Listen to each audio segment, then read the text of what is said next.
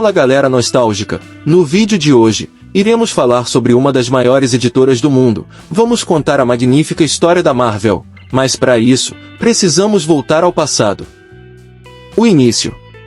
A Marvel Comics foi fundada por volta de 1930 e 1940 por Martin Goodman, com o nome de Timely Comics. Goodman, um editor de revistas pulp, que começou a vender histórias de faroeste em 1933. Expandiu suas atividades para um emergente, e até então bastante popular, mercado de revistas de histórias em quadrinhos originais. Goodman começou a empresa na 330 West 42 Nada Street, New York City, New York. Ele detinha oficialmente os títulos de editor, editor executivo e gerente de negócios, com Abraham Goodman ocupando oficialmente o cargo de publisher. A primeira publicação ocorreu em 1939, com o número 1 da revista Marvel Comics, onde se deram as primeiras aparições do super-herói Tocha Humana e do anti-herói Namor, o Príncipe Submarino. A equipe por trás desse sucesso de vendas veio de uma outra editora, a Funnies Inc., mas no ano seguinte, a própria equipe da editora ocupou este posto. Com a segunda edição, o título da série mudou para Marvel Mystery Comics.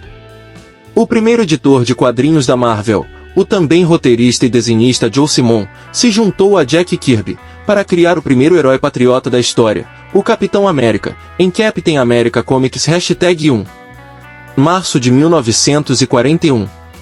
Capitão América logo virou um sucesso, com uma circulação de quase 1 milhão. Portanto, nos anos 40 a Timely tornou-se muito conhecida. Em 1939, Goodman contratou o primo de sua esposa, Stanley Martin Leber, como auxiliar geral de escritório. Quando o editor Simmons deixou a companhia no final de 1941, Goodman fez de Leber, que escreveria sob o pseudônimo de Stan Lee, editor provisório da linha de quadrinhos, uma posição que lhe manteve durante décadas, exceto por 3 anos durante o serviço militar na Segunda Guerra Mundial. Lee escreveu extensivamente para Timely Comics, contribuindo para vários títulos diferentes. O mercado americano de quadrinhos de super-heróis caiu no pós-guerra.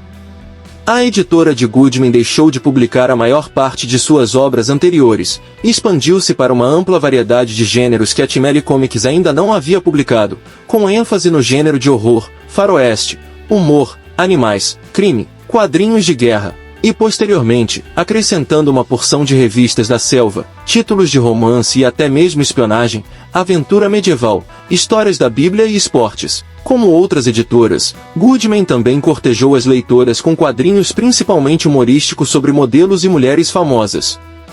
A estratégia de negócios do editor Martin Goodman envolvido com suas várias revistas publicadas por várias empresas que operavam a partir do mesmo escritório e com a mesma equipe. Uma dessas empresas de fachada foi chamada de Marvel Comics. Algumas capas de revistas, como o All Surprise Comics #12, inverno de 1946-1947, traziam a frase "A Marvel Magazine", uma revista Marvel. Muitos anos antes Goodman formalmente adotar o nome em 1961. Década de 1950. Nos anos 50, a Marvel atravessou tempos difíceis, da mesma maneira que as outras editoras. Goodman começou a publicar sob o nome de Atlas, uma distribuidora de sua propriedade, em novembro de 1951.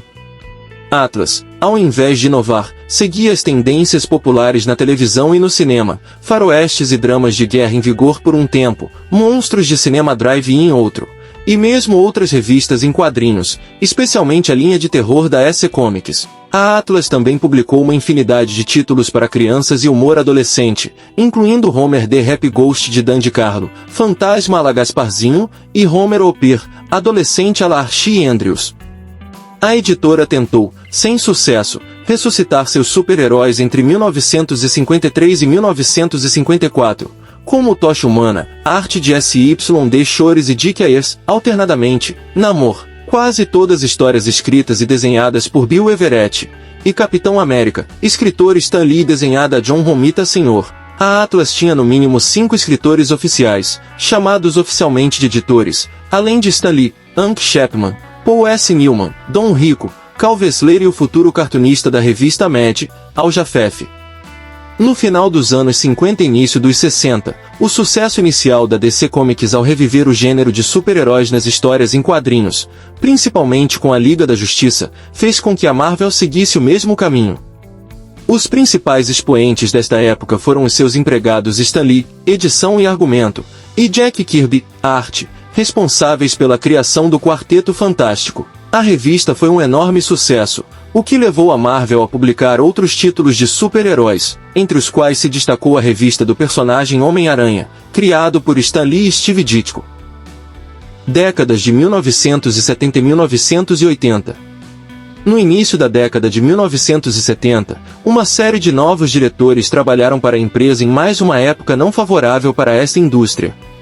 No entanto, no final dessa década, a Marvel estava novamente com boa saúde, graças a novos números de HQ e principalmente pela renovação do título dos X-Men, arquitetado principalmente por Chris Claremont e John Byrne. Na década de 1980, Jim Shooter era o diretor. Apesar da sua personalidade controversa, conseguiu eliminar alguns dos males da empresa, como a não publicação das revistas no prazo devido, e promover mais um renascimento criativo na Marvel, fazendo com que seus gibis tornassem-se ainda mais vendidos. Em 1981, a Marvel comprou os estúdios de animação de Patty Freleng Enterprises do famoso animador do desenho da Pantera Cor-de-Rosa, Friz Freleng.